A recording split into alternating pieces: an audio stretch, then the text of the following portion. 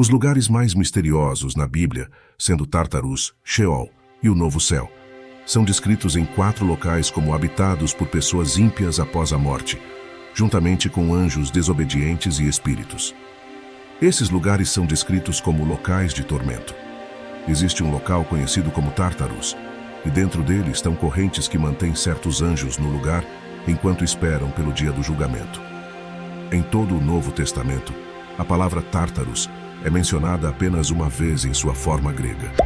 Em 2 Pedro 2:4, diz que Deus não poupou os anjos quando pecaram, mas os enviou a Tártarus, colocando-os em correntes de escuridão para serem mantidos para julgamento.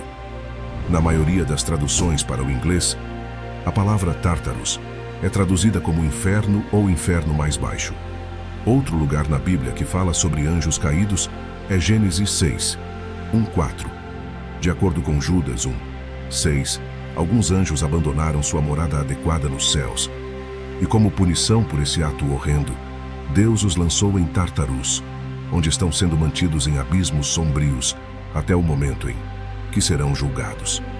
De acordo com Lucas 8:31, a maior preocupação dos demônios era serem lançados em Tártarus.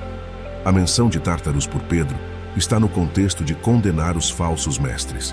Aqueles que intencionalmente espalham boatos na igreja, um dia se encontrarão em Tártarus, assim como os anjos caídos que foram responsáveis por espalhar o pecado. E enquanto aguardam o dia do julgamento, eles estão cativos nas correntes de Tártarus. Nos textos sagrados, existe um local chamado Hades, e em hebraico este lugar é chamado Sheol.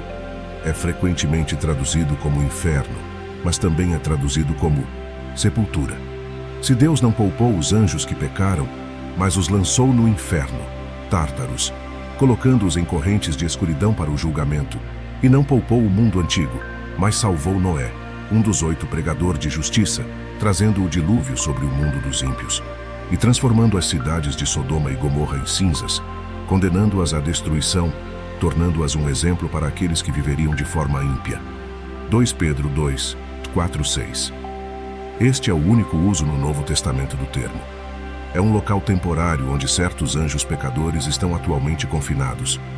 É possível que Tártarus seja o mesmo lugar que o abismo ou o poço. Não deve ser entendido como um lugar de julgamento para seres humanos ímpios, portanto o inferno é uma tradução infeliz. Tártarus é o local onde certos anjos pecadores são mantidos atualmente. A cidade celestial atual de Cristo é o lugar onde as almas de todos os crentes falecidos estão. Em João 14:2-3 está escrito: Na casa de meu pai há muitas moradas. Se assim não fora, eu vô-lo teria dito. Pois vou preparar-vos lugar. E quando eu for e vos preparar lugar, virei outra vez e vos levarei para mim mesmo, para que onde eu estou, estejais vós também. Durante o milênio, o povo de Deus viverá e trabalhará na terra que conhecemos, com sua capital em Jerusalém. No entanto, depois que Deus destruir e fizer a terra nova, ele enviará aquela cidade celestial de cima para o povo novo, preparada como uma noiva adornada para seu marido. Essa cidade será conhecida como a Nova Jerusalém e servirá como a capital da nova criação. E ali, no meio de sua nova criação, Deus habitará e viverá com seu povo, e enquanto vivemos ao lado de nosso Criador, toda tristeza, dor e desapontamento desaparecerão. A ideia de que Deus fará tudo novo pode parecer incrível, mas ele afirma que essa promessa é fiel e verdadeira. Seu povo estará completamente satisfeito na nova criação, simbolizada aqui pela metáfora da sede saciada da água da vida. Quando você está com sede, a satisfação revigorante de beber um copo de água gelada não se compara à satisfação espetacular que o espera. Cada pessoa salva viverá na nova criação, mas o cristão totalmente comprometido, aquele que vence, herda uma recompensa ainda maior. Deus habitará com ele com maior intimidade, como um pai faz com seu filho. Embora os crentes vivam em toda a nova criação, o anjo direciona a atenção de João para a capital da nova terra. Essa cidade brilhará mais do que um diamante lapidado, pois será adornada com a glória de Deus. Ela terá uma grande e alta muralha com 12 portas, e nos portais 12 anjos, e sobre eles nomes escritos que são os nomes das 12 tribos dos filhos de Israel. Havia 3 portas no lado leste, 3 portas no norte 3 portas no sul e 3 portas no oeste. O muro da cidade tinha 12 fundamentos, e neles os 12 nomes dos 12 apóstolos do Cordeiro. Aquele que estava falando comigo tinha uma vara de medição de ouro para medir a cidade, as portas e o muro. A cidade estava disposta em forma de quadrado e seu comprimento era igual à sua largura. Ele mediu a cidade com a vara e tinha 12.000 estádios de comprimento, largura e altura iguais. Ele mediu a espessura do muro da cidade, e esta media 144 côvados, de acordo com a medida de um homem, isto é, do anjo. A muralha da cidade era construída de jaspe, e a cidade era de ouro puro, semelhante a vidro transparente. Os alicerces da muralha da cidade eram adornados com todo tipo de pedra preciosa. O primeiro alicerce era de jaspe, o segundo de safira, o terceiro de calcedônia, o quarto de esmeralda, o quinto de sardônio, o sexto de sárdio, o sétimo de crisólito, o oitavo de berilo, o nono de topázio, o 10º de crisópraso, o 11º de jacinto e o 12º de ametista.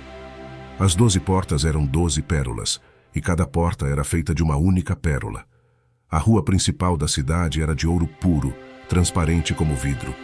Não vi templo algum na cidade, pois o Senhor Deus Todo-Poderoso e o Cordeiro são o seu templo.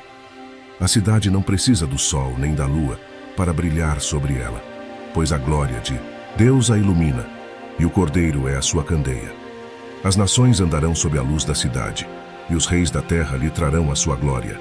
De dia, as suas portas nunca se fecharão, porque ali não haverá noite. A glória e a honra das nações lhe serão trazidas. Nela jamais entrará algo impuro, nem ninguém que pratique o que é vergonhoso ou enganoso, mas unicamente aqueles cujos nomes estão escritos no livro da vida do Cordeiro. Número 3. O trono de Deus. A descrição de João do céu serve como um lembrete de que adoramos um Deus de ordem e harmonia, não de caos e anarquia. João desenha uma imagem cheia de forma, estrutura, harmonia, precisão e dignidade. É evidente que as ações de Deus nunca levam ao caos. Em Apocalipse 4, 1, João relata que viu uma porta aberta no céu e ouviu uma voz como a de uma trombeta, que o convidou a subir e ver o que aconteceria a seguir.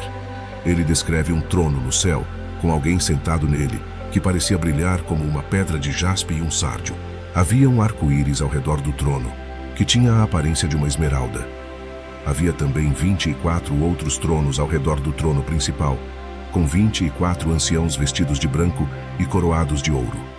Do trono principal saíam relâmpagos, vozes e trovões, e diante dele ardiam 7 lâmpadas de fogo, que representam os 7 Espíritos de Deus. Havia um mar de vidro diante do trono, semelhante ao cristal mais puro. Ao redor do trono havia 4 seres viventes, que tinham 6 asas e estavam cobertos de olhos, tanto por dentro quanto por fora. O primeiro ser era semelhante a um leão, o segundo a um bezerro, o terceiro tinha rosto de homem, e o quarto se parecia com uma águia em voo. Esses seres viventes proclamavam incessantemente: Santo, Santo, Santo é o Senhor Deus Todo-Poderoso, aquele que era, que é e que há de vir. Sempre que faziam isso, os 24 anciãos se prostravam diante do que estava sentado no trono e o adoravam, lançando suas coroas diante do trono e dizendo: Digno és, Senhor e Deus nosso, de receber a glória, a honra e o poder, pois tu criaste todas as coisas, e por tua vontade elas existem e foram criadas. Essa descrição destaca a majestade e a adoração ao Deus Todo-Poderoso que reina do trono do céu. Ela nos lembra que Deus é o Criador e governante de todas as coisas, e que toda a criação o adora com reverência e admiração. Sinta-se à vontade para pedir mais reescritas ou esclarecimentos sobre qualquer parte do texto. Que Deus abençoe a todos